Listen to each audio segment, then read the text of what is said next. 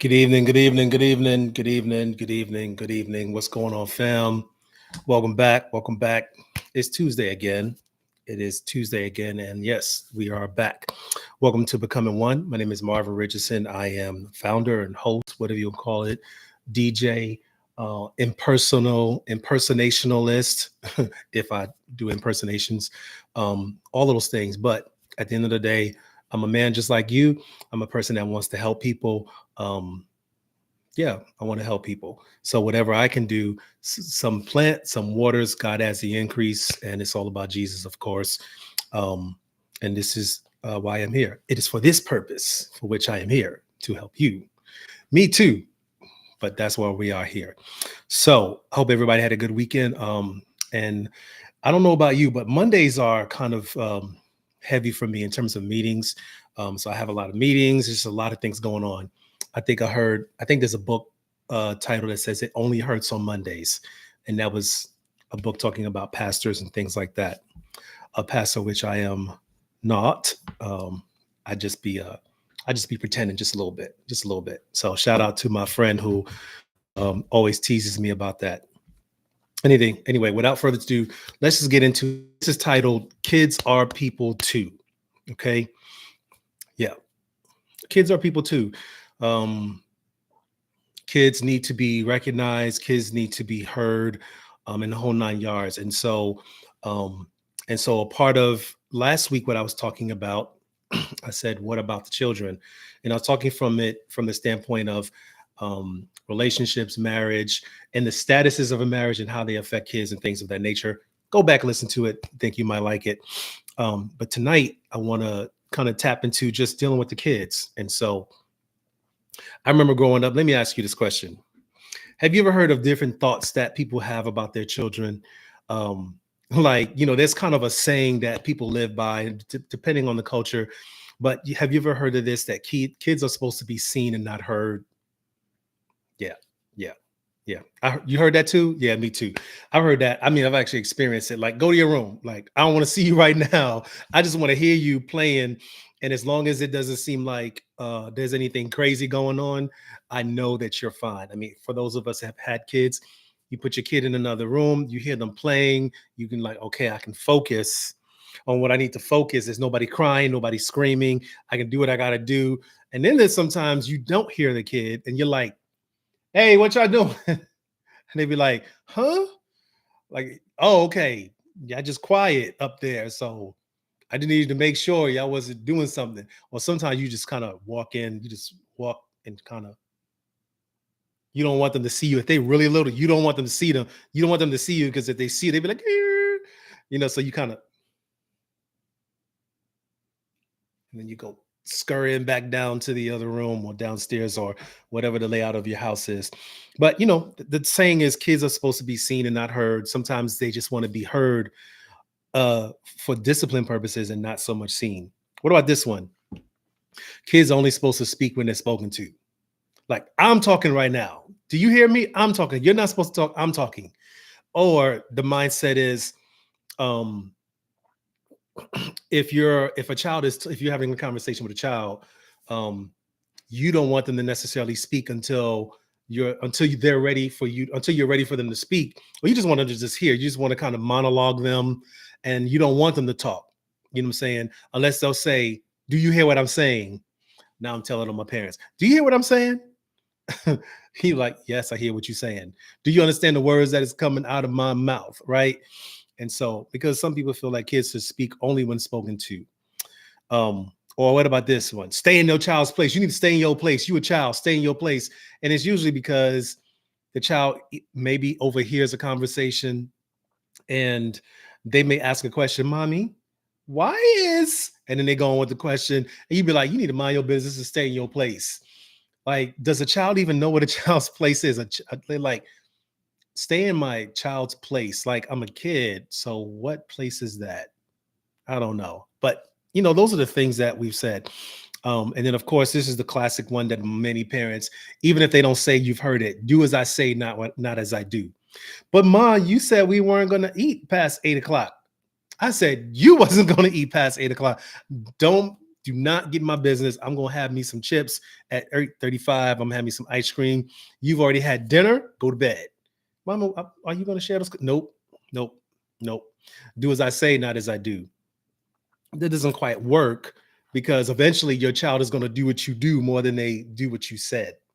That's how it kind of comes back to bite you on the back end. But anyway, um,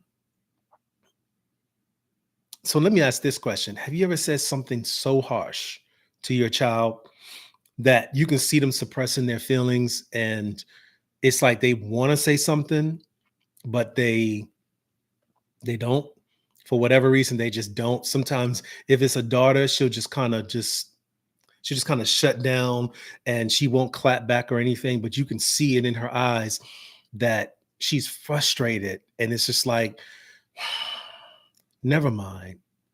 You know, when a kid just go, just never mind. Or they'll just say, yeah.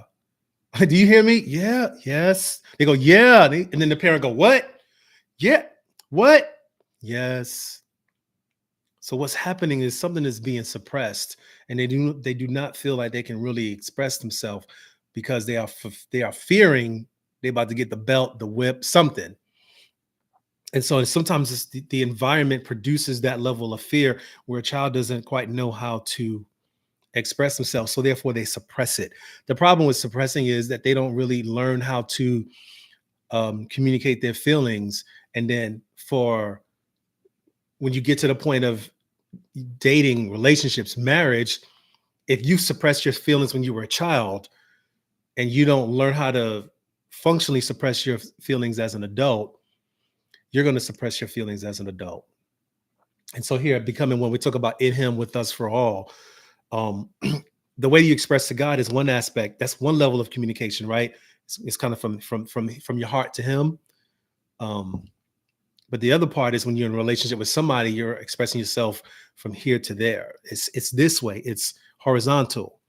But when you're a child and you have to suppress certain things, you don't quite learn how to communicate horizontally because you've already been told, do as I say, not what I do.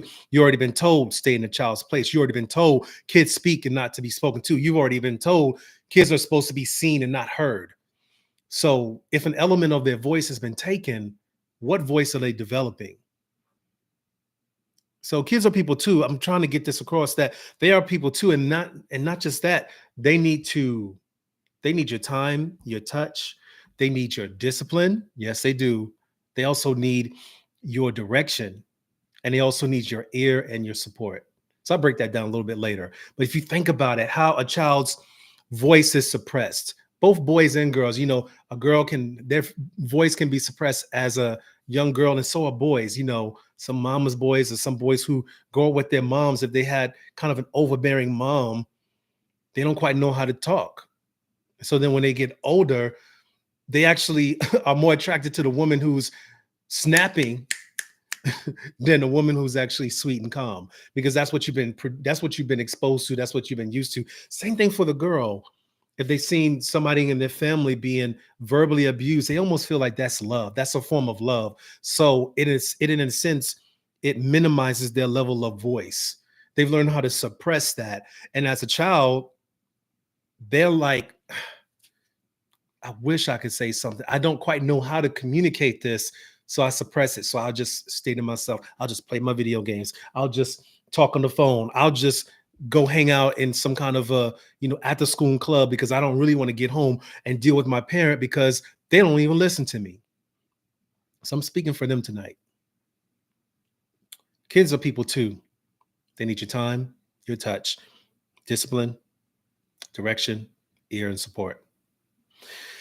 Last live and the live before that, I talked about the time frame and the years and of how you navigate with your children, navigate with your spouse. I'll just repeat it here from year 1 to 5. You're kind of growing or raising and you're learning your child. Your child is actually learning from you. From age 6 to 10, as a parent, you're doing and you are raising. So you're always kind of raising them. From ages 10 to 15, you're coaching and investing because they're starting to have changes. And as they get older, your interaction with them as a parent changes. If you don't hear anything else, I want you to remember that kids are people too. They have a thought process, they have a mind, they have opinions, they have feelings. So don't relegate them to just being, well, you a child. You stay in a child's place. Well, if your heavenly father said you stay in a child's place, sometimes I wish he could just audibly say, what you say to my daughter, you be like, well, they're my daughter too. Yeah, but they were my daughter first. So I'm gonna need you to like watch how you handling this one, because this one is gonna be a lawyer. This one is gonna be a doctor. And if they're gonna be a doctor, they need to have good bedside manner.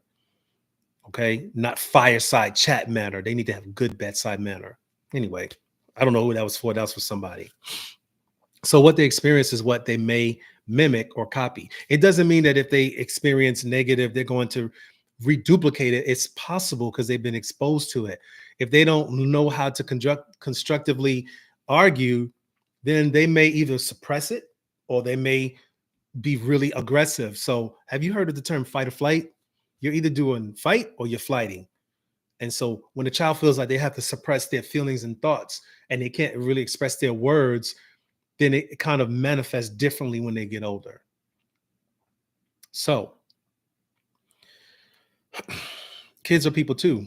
They have a mind. Your child has a thought. Your child has an opinion. Somebody told me that their parents asked them what they thought, and I'm paraphrasing. I know I'm getting this wrong. The child said, "We really don't care," because they was given the opportunity to really say their thought, and it was just like interesting. If you ask your child what they thought about certain things, sometimes they will tell you the truth. Parents, be prepared. They may say something. You can't be like, "Boy, don't you sass me. What you mean?" Like if you ask your child a question, ask their opinion. They're gonna give you their opinion. You may not like it as a parent, but you want them to say something to you that feels truthful and honest, because if you have that level of dialogue with your child, then that level of dialogue will continue into their adulthood. And when things really matter, where they need you the most, they know I got daddy, I got mommy to go to. They have thoughts, they have opinions, they have hopes, they have dreams, they have fears.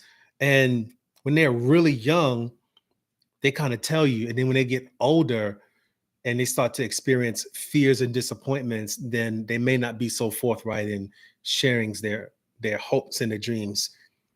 They may not even share their fears. I asked my son some time ago, so how do you feel about getting ready to graduate college? He says, okay. I said, are you a little nervous? He's like, yeah. I said, look, man, I get it. I get it. Going from high school to college, it's a major step. And there's a lot of unknowns. I said, but you're not going to be alone. You got me, you got your mom, you got support. So you're not going to be, okay, you're grown up, you're 18, boom, go pull yourself up by your bootstraps. Nah, no child needs to be launched that way. They need to be launched with the level of support that they need. Okay. They need your time, touch, discipline, direction, ear, and support. Your child has a self-image. They already have a thought about themselves. And based on what they've been exposed to at home, at school, at TV, marketing, body images, girls may see an hourglass shape and they may be shaped more like a pear. And there's nothing wrong with that. That's just how they are. Anatomically, they didn't get to choose their body. They didn't get to choose their lips, their face, their ears. I mean, they didn't get to choose that. And boys and girls have a body image, they have a self-image about themselves, and depending on who they're around and what the value is in elementary school versus high school. In high school, it's a lot different. Elementary school kids ain't thinking about their nose. Well, they may say, you got a big nose, but elementary girls are not thinking about their booty. They don't have no chest. They're not thinking about none of that stuff. But then when they get middle school, the girls are like, well, how come I haven't developed yet? How come I'm not here yet? How come I'm not there yet? Boys, I'm like, man, how come I haven't grown any mustache? Does your father have a mustache? Yeah, it's a little one. So, sorry, you got a few years before you actually start growing some hair on your face. It's going to take you some time. I think I was probably in middle school when I started getting dirt on my face. That's what they called it. Boy, you got some dirt in your face. I'll go to the barbershop and this guy would be like, he would tease me and say to his other barber, he's like, yo, this dude talk about he want me to trim his beard and shape up his mustache. Like, boy, he ain't even got nothing. You just got a little bit of dust. And I got a whole lot. I got salt, pepper, and all kinds of stuff up here.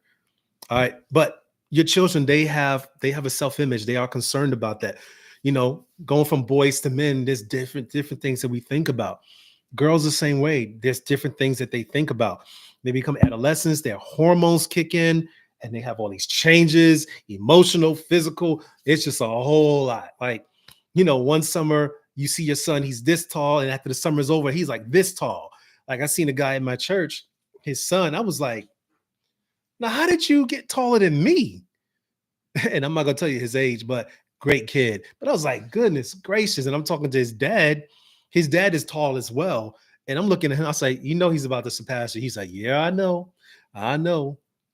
And so we're talking about body image. So that's a thing. Your children are paying attention to that, and they may have some concerns. Your daughters may have some concerns. So be considerate of that. Be considerate of that, because that's a very weird time of their life where they may care about it, they may not. Some teenage boys ain't thinking about that. They do some push-ups. They're like, because they got to build up the muscles. They don't want to look like a little weak boy. Some boys, they could care less. They just game in. They just like, what? Muscles? Ain't nobody thinking about muscles. I'm thinking about this game and me whooping this game. You know what I'm saying? That's what their concern is. Adult people are today focused and tomorrow focused. Kids are not. Kids are just today focused. They're thinking about today. They're thinking about maybe tomorrow. They don't think too much about next week. Unless there's an event, they're not thinking about tomorrow. They're thinking about right now. What are we going to eat? The worst thing a kid can ask his mom when he gets home is, Mama, what are we going to eat for dinner? Like, boy, are you not 15? Do you not know how to go in and heat you up some snacks? I mean, especially if your mom's cooking. Don't do that. Don't do that. Excuse me. So, but kids are more today focused. They're not thinking about tomorrow. And when they get into high school, the teachers and counselors start telling them, hey, you're about to, in a few years, you're going to be graduating. You need to think about what you're doing. What do you want to do? Schools don't necessarily talk to children about their purpose in life, calling. If they go to a Christian school, then maybe that's the case. But for the most part, they may not be thinking so much and talking so much about purpose. Okay.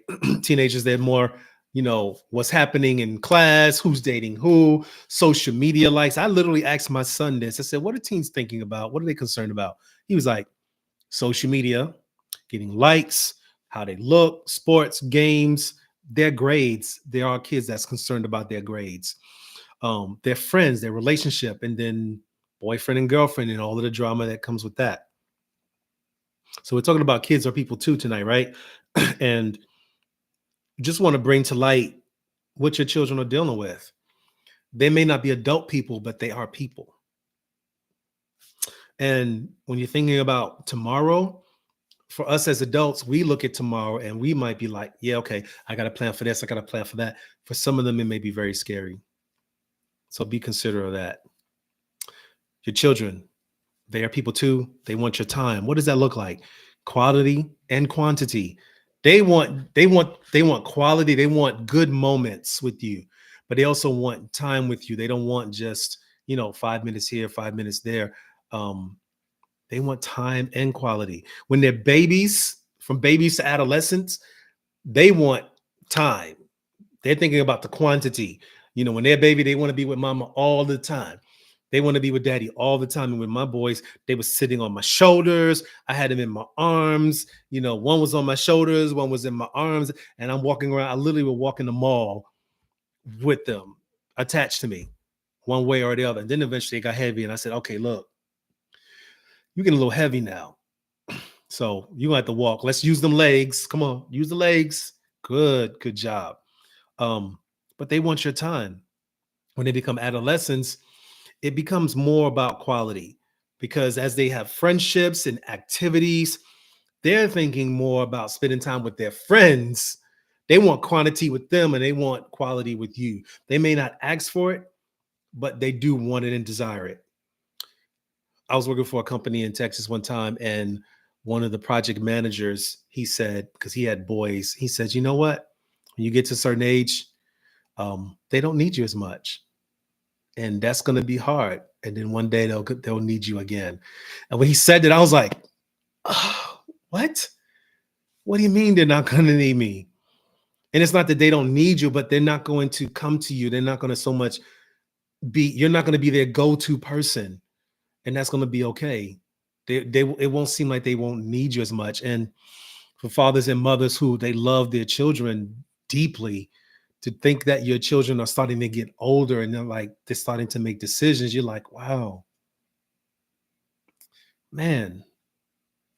I remember they used to come to me and ask me questions, mommy, after school, mommy, and this happened, and this happened, and this happened. And it's just like, you're going to get a whole rundown of the day. If she's a girl, she's going to tell you, and this happened, and this, and this, and this, and this. And the mother is like, uh-huh.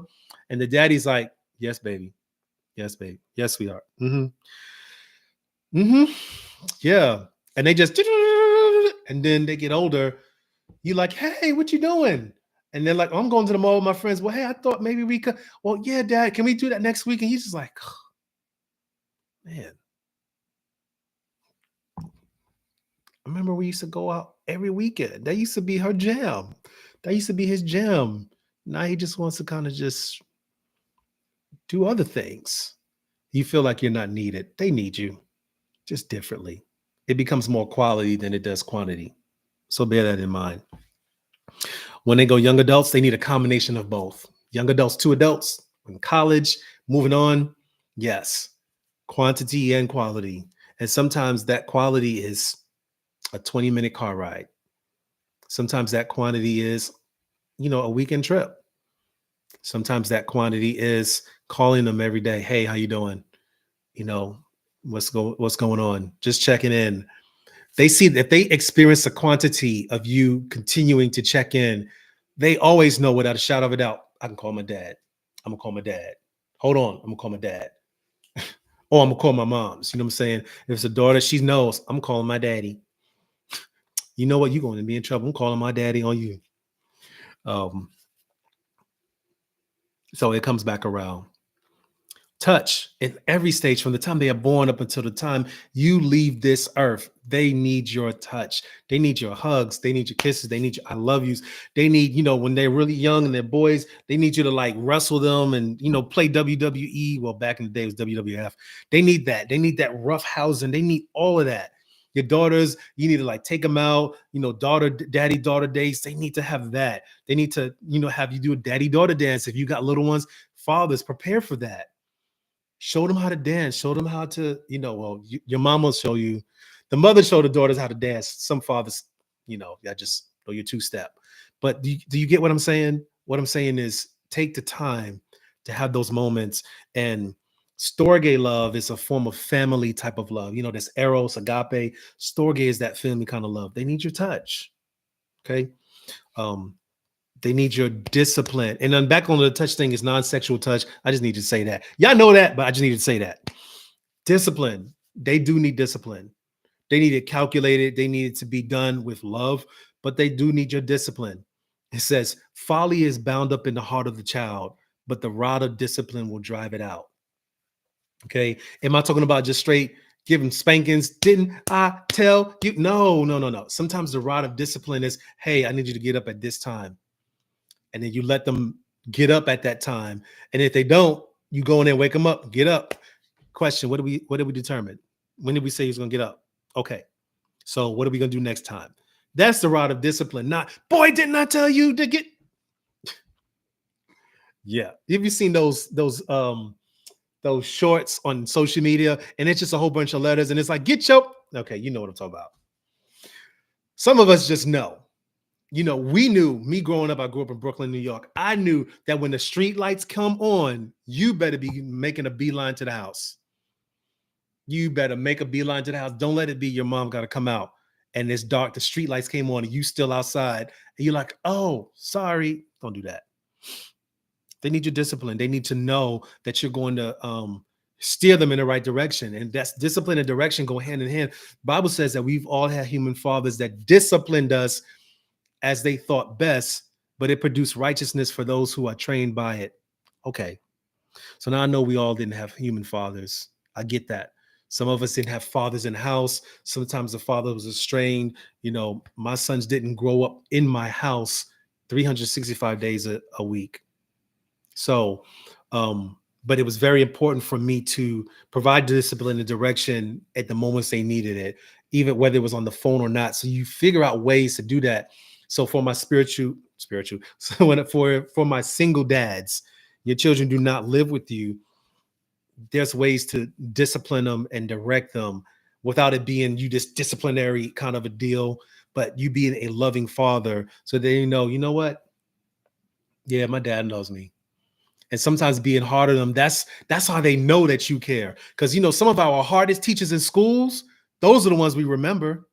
We don't remember the nice one. We might, but for the most part, that teacher or that professor that got on your everlasting nerves, and you probably called them cuss words in your mind or said certain things under your breath when they walked by, you stuck your tongue out, and when they turned around, you was just like, those are the ones you remember because it was a discipline, but it produced something. You now know how to do the subject matter of what they talked about, like the back of your hand, because they made you study it over and over and over again. That discipline is necessary. Okay. The last two, ear and support. They need your ear. They need you to listen. When your son and daughter know that you will listen to them, they may not tell you everything, but they'll tell you enough. They will tell you enough. They are people. They want to be treated like people. They don't want to be treated, you don't you sass me. Now, they being a little bit ornery and disrespectful, you do gotta, you do have to kind of say, excuse me. Excuse me. Oh. Or you can be like, oh, really? Oh, you want to raise your voice at me. Oh, okay, yeah. Yeah, so, okay, so just a minute. Come back. Or you don't have to, physically discipline them. I've seen a pastor say this to a mother who's having challenges with her son. She's like, he's acting up. She's like, yes, he is acting up a whole lot. I can't get to him. He won't listen. He said, he got an Xbox? Yeah. How many games he got? Oh, he got Xbox, he got K-Box, he got this box. He was like, take him away and put him up. So when he comes home, he'll be like, Mom, somebody stole my Xbox. He gonna think somebody stole it. She'll be like, no, nobody stole it. What happened to it? Oh, I took it. What? And you let them know, hey, this was taken away because of your behavior. See if that'll straighten them up. There's something about, for boys especially, when you take something away from them that they love, that's a part of their daily life. Oh my God. It's like, man, just give me a beating. Don't take my game away. Just give me a beating. In this day and age, you beat your kids, they call Child Protective Services, and you might get locked up. So you got to find ways of disciplining your children so that it doesn't backfire on you. All right. I didn't miss where I'm at. We're talking about ears, right? We're talking about an ear. They need you to listen. So they need to know that when they tell you something, you're going to remember it. Of course, children tell you what they want for Christmas. So yeah, that's one aspect of hearing. But there's another way that you need to hear your child. When they say something, when you ask them how was things at school, and they go, okay. Or they go, it was fine. You got to pay attention to that.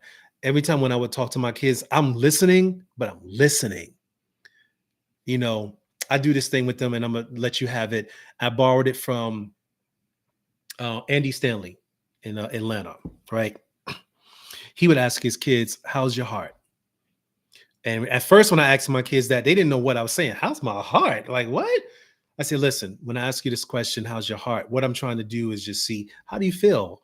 How do you feel emotionally? Are you worried about anything? Are you happy about anything? Is anything good? It's not necessarily something negative. It's just you checking in with your child to say, man, how's your heart? What's going on? And they know that's your check-in. Do that in your marriages. Say that to your wife, babe, how's your heart? Sweetheart, how's your heart? What's going on? And just be quiet and listen. When your child knows that they have your ear, opening up to you is just a lot easier. They'll just say, Ma, let me tell you about this. And they'll tell you about the stuff that some kids would never tell their parents. Last thing, support. And I just put show up. Just show up. Just show up. Show up where you can. Show up so that when they look for you in the stands, that's the only thing they care about. They could lose the game. But if your son looks and he sees you, he'll be like, all right, my dad's here. Great, cool. I'm gonna play this game. Even if he loses, and dad, he already knows dad gonna come to him and say, sorry, son, it's cool. You get them next time. They may give you some pointers. You can do this to work on your game. If the mom's there, the moms are always there. They're always there with signs like, that's my baby, right? Show up. Show up in the moments that they need it the most. Just show up. Support, even if it's a text message. I mean, the way technology is, you can be like, look, I just need to see your face. Show me your face. Let me see you. And you FaceTime. And, for single parent households, sometimes you can't be everywhere.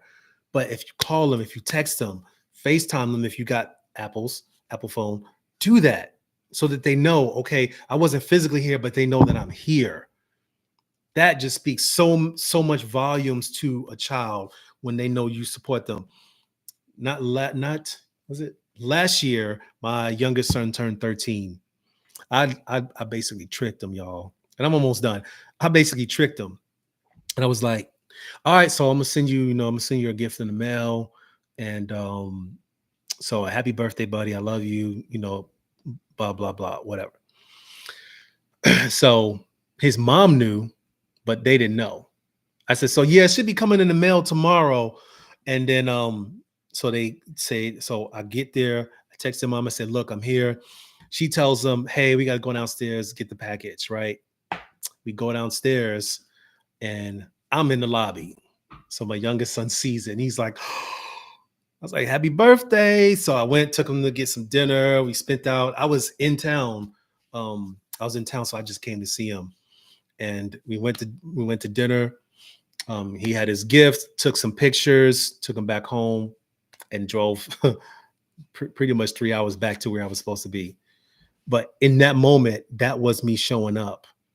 He's a teenager. It's like, man, teenager. I'm like, oh my God, I'm not used to this. I'm not ready for this.